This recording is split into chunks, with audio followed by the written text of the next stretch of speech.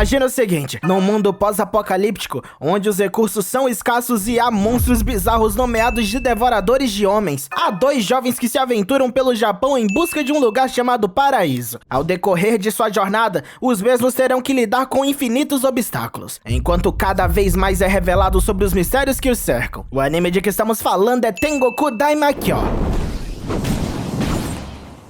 O anime começa nos mostrando uma espécie de orfanato futurista. Nesse cenário, vemos dois personagens conversando. Um deles prevê uma prova surpresa, a qual de imediato ocorre. Um dos estudantes, enquanto resolve uma das questões da prova, se vê receoso a ver uma questão que pergunta se o mesmo gostaria de conhecer o lado de fora. Logo após, vemos um pouco do cenário do lado de fora. Nele, há um garoto e uma garota caminhando. A garota se chama Kiroko e o garoto se chama Maru. Em busca de recursos, os dois entram em uma casa. Os dois conseguem encontrar coisas como uma escova de dentes e um papel higiênico, mas nada de muito interessante. Ao chegarem no andar de cima, os dois se deparam com dois corpos mortos em uma cama. Sem sair de casa, o casal lá ficou até morrer de fome, o que significa que não há comida naquele local. Os dois seguem em frente, agora em outra casa. A garota prepara uma refeição para os dois, se utilizando de algumas ervas que encontrou na região. Acaba que no final das contas, as ervas verdes não eram comestíveis, estragando assim toda a comida. Na noite que se segue, Kiroko se vê encarando uma foto. Maru questiona Kiroko sobre quem é o homem na foto. Ela diz que aquele é apenas um bom amigo. Continuando, ela diz que enquanto guia Maru, irá também encontrar aquele que ela busca, se beneficiando multiplamente. Os dois não sabem. Mas à espreita, mesmo que ainda distante, há um devorador de homens. No dia seguinte, os dois caminham normalmente, isso até serem subitamente encurralados. Ao ver que há uma mulher no grupo, os homens que os encurralaram começam a se animar. Isso até Kiroko tirar uma arma do coldre. Os homens se assustam a princípio, mas logo percebem que aquela arma é estranha demais para ser autêntica. Uma batalha se inicia. Kiroko tenta fugir, enquanto Maru desfere vários golpes nos inimigos. Chutes, socos e esquivas. Tudo ocorre repetidamente até Kiroko surpreender a todos, atirando diretamente em um poste com sua arma ultra potente. Após subjugar todos aqueles homens, Maru e Kiroko vão até sua base. O local que eles buscam é o Paraíso, mas numa breve análise é de se notar de que aquele local está longe de poder ser chamado assim. Após recarregar sua arma, os dois vão embora. A nós é mostrado a dupla de antes. Após a prova surpresa, uma conversa descontraída ocorre. Esses dois personagens caminham pela floresta em torno do orfanato, os dois conversando sobre o que poderia haver do outro lado das paredes que os mantinham lá. Enquanto o garoto se questiona se de fato há algo do outro lado, a garota, que pôde sentir que ocorreria uma prova surpresa, diz que também pode sentir que há um mundo do lado de fora, um que ela tem começado a imaginar com mais clareza. Sempre que a mesma pensa em ir ao lado de fora, ela sempre pensa em duas pessoas ajudando. Uma delas tem a mesma aparência do garoto com quem ela está falando. Em uma noite, o garoto caminha até o jardim próximo à floresta, questionando-se sobre se realmente há algo do lado de fora. Para saciar suas dúvidas, uma idosa aparece. Ela chama o garoto de Tóquio, e a garota que havia falado a ele que havia um lado de fora se chama Mimi Hime. A idosa, que logo é revelada como diretora do orfanato, confirma a Tóquio a existência desse lado de fora. Enquanto isso, Kiroko e Maru seguem caminhando. Kiroko está exausta. Ela até mesmo deita no meio de uma estrada. Maru insiste em seguir em frente, e assim os dois o fazem, chegando até uma pequena fazenda, na qual são atendidos por uma mulher. Após uma breve conversa, cada um vai pro seu canto. Kiroko, ao se olhar no espelho, estranhamente começa a se beijar. A mulher, aparecendo subitamente, a pega no flagra, a constrangendo. Mais tarde, no mesmo dia, Kiroko e Maru são avisados pela mulher sobre a presença de uma criatura à noite. Os dois logo reconhecem a mesma como um devorador de homens. Os dois se oferecem para caçar a criatura, mas a mulher insiste que é muito perigoso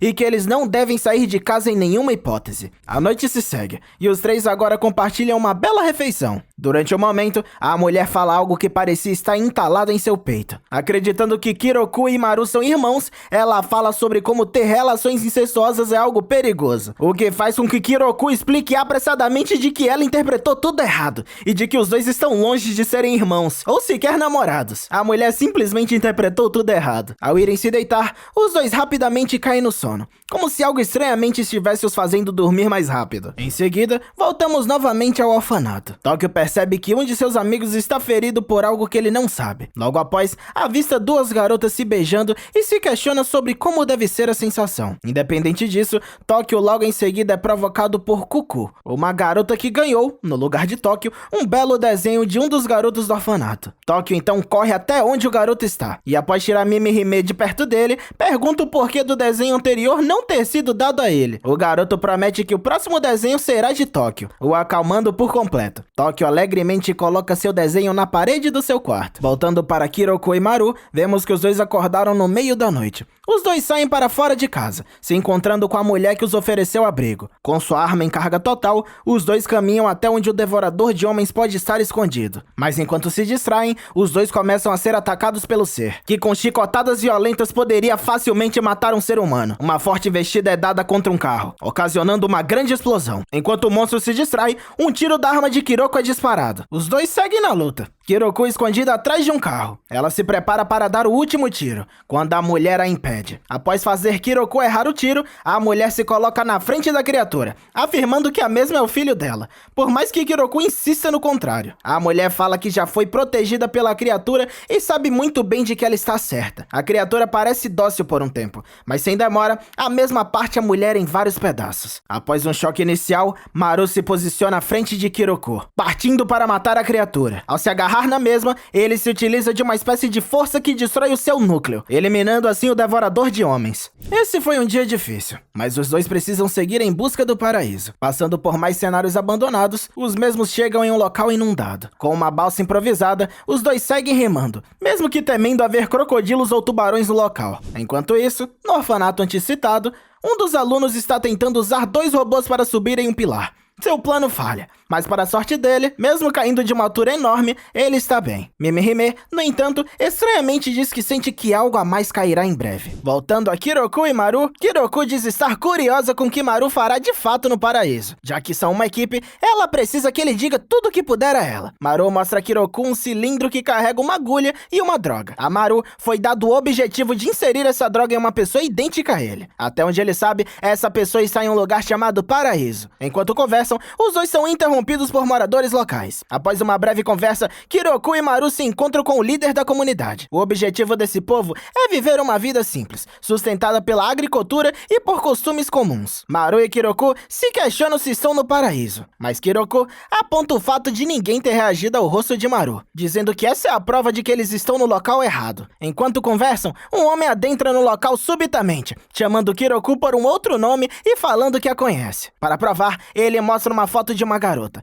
A aparência da garota na foto é a mesma de Kiroko. Maru e Kiroko negam isso até o final, fazendo o homem se afastar. Mas antes dele ir embora, Maru repara uma caixa. Logo após, é notado que o símbolo na caixa e na arma que Kiroko usa são iguais. Deve haver uma ligação entre as coisas, mas Kiroko nem Maru sabem dizer. Em meio a várias questões, os dois seguem uma jornada. Maru e Kiroko unidos dentro de um navio. Em meio a uma conversa, Maru começa a levar as coisas para um outro lado, revelando a Kiroko que ele a ama. Kiroko, envergonhada, pede a ele para não falar uma coisa dessas num lugar como aquele. E Maru, completamente apaixonado, se joga contra ela, a pressionando contra o chão. No final das contas, Maru se desculpa pelo avanço, mas Kiroko humildemente agradece o mesmo e diz que há algo que ela quer o contar. Por mais que pareça loucura, o corpo de Kiroko é de mulher, mas a mente que reside nele é a de um homem. Para esclarecer as coisas, vemos cenas do passado. Uma cena que mostra uma corrida de karts em paralelo com a de um garoto sendo ameaçado. De repente, salvando o garoto com estilo, surge um homem de cabelos negros. Sem muito esforço, a situação é resolvida. E a Haruki, o garoto que ali se encontra, é dado dicas de sobrevivência para tais situações, todas explicadas pelo homem que o salvou. Haruki chega em casa. Consigo, um casaco que ganhou de presente de Robin, o homem que o salvara. Pouco depois, sua irmã chega. Ela era um dos pilotos da corrida de kart, mas acabou caindo do kart. De qualquer forma,